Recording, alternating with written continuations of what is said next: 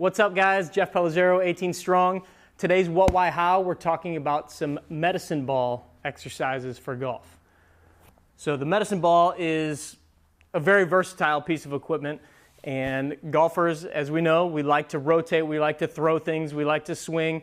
I'm going to show you some ways that you can use this in a safe fashion to emphasize what you need to really learn and do in your swing, what you need your body to do, and how you can get better and stronger using this piece of equipment. So obviously, medicine ball, they come in all shapes, all sizes. This is a much bigger, softer one. It doesn't bounce a whole lot, but it bounces enough. But you can find some bouncy ones. You can find sand-filled ones that don't bounce at all. But for today's exercises, we're going to show you with the big one here. The main reason you want to use medicine balls is, again, they change the stress on the body. You can do different positions and movements. You can throw them, you can swing them. So we're going to show you a couple different ways to do that. The first one I want to show you is really not throwing or swinging or anything. It's just using this as a little bit of a different weight and really helping you rotate primarily into your backswing, but we're going to do it in both directions. So I like to take the medicine ball. Again, I'm just using an 8-pound ball, nothing super crazy. Start light and then work your way up. But I'm going to have you get into your golf posture. Kind of start with your feet a little bit more narrow because you're going to step almost like you're kind of rotating into your backswing. You're going to keep the ball right in front of your chest and you're just going to rotate your whole trunk. Okay? You're going to hold there. And then you're going to come back to the middle, step back in. As you rotate, I want you to lock this leg in, push that leg into the floor, like we've talked about in some of our other rotation videos for the hip. You want to load into that leg, and then you want that hip to rotate, but you don't want to slide outward. So we're going to lock that leg in. You're going to rotate the trunk, pulling from that right shoulder blade. And then I want you to hold that for a second where you feel some tension in the abdominal muscles. I've got my head still down towards the ground like there's a ball there. And then you're going to come back in the middle. You can just step, rotate back and forth. This is really good to feel just kind of that pressure shift and then really creating a little bit of that coil. Another way that we will do this is with a rubber band around the ankles just to create a little bit of tension even for that stepping motion. Gets the hip working a little bit more and then creating that rotation there. So that's a good one. And then, of course, do that on the other side. We always want to work both directions, same exercises, so you're not neglecting one side or the other. The next one it's got a lot of different purposes. It's a great abdominal exercise, but I like to use it, especially when I know that a golfer has a little trouble with their balance in their golf swing. So you can stagger your feet and start out as wide as you need, but the closer we get in, the harder the balance becomes. And then we're just going to take the ball and you're going to rotate side to side.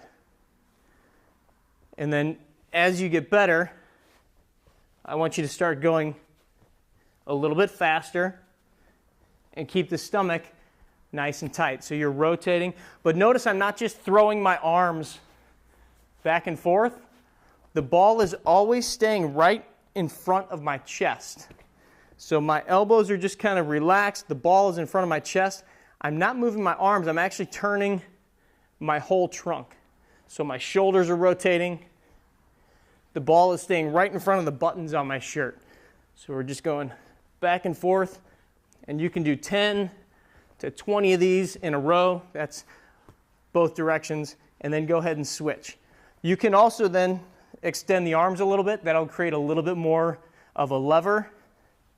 And that's going to be just a little bit harder to keep your balance.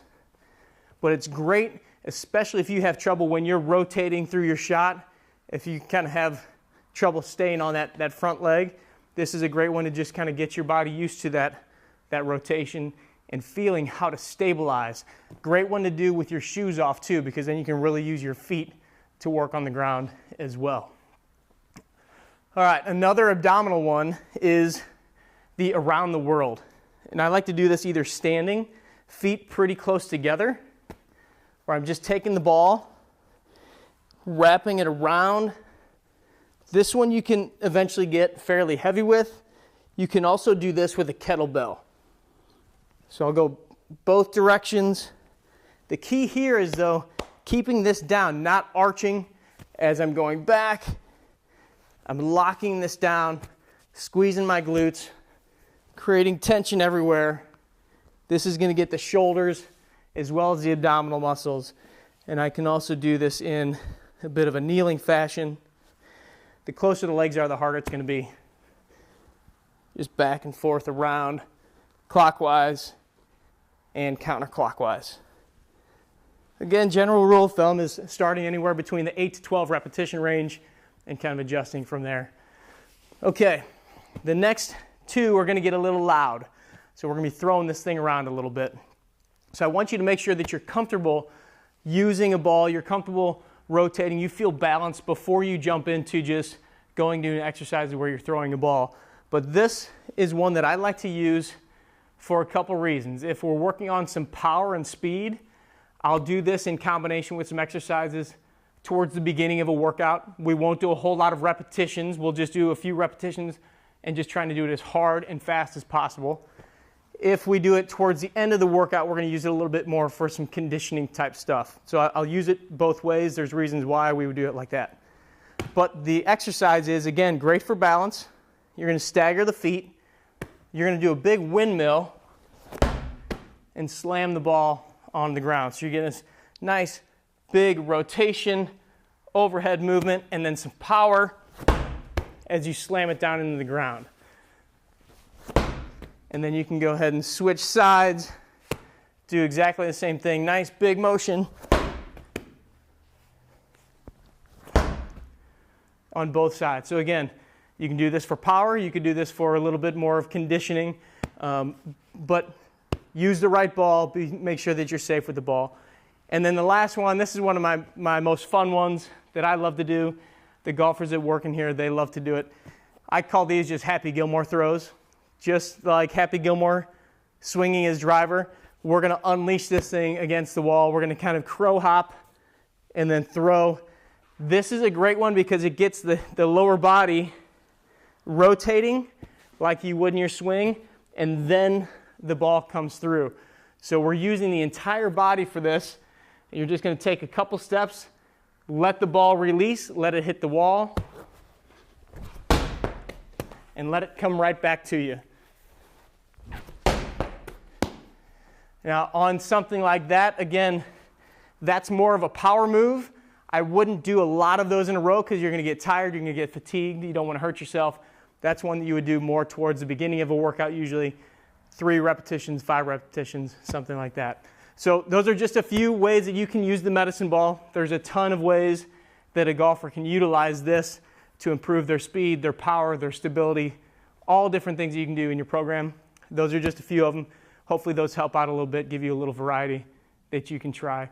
If these videos are helping, be sure to subscribe to the 18 Strong YouTube channel. Check out the podcast on iTunes. Train hard, practice smart, play better golf.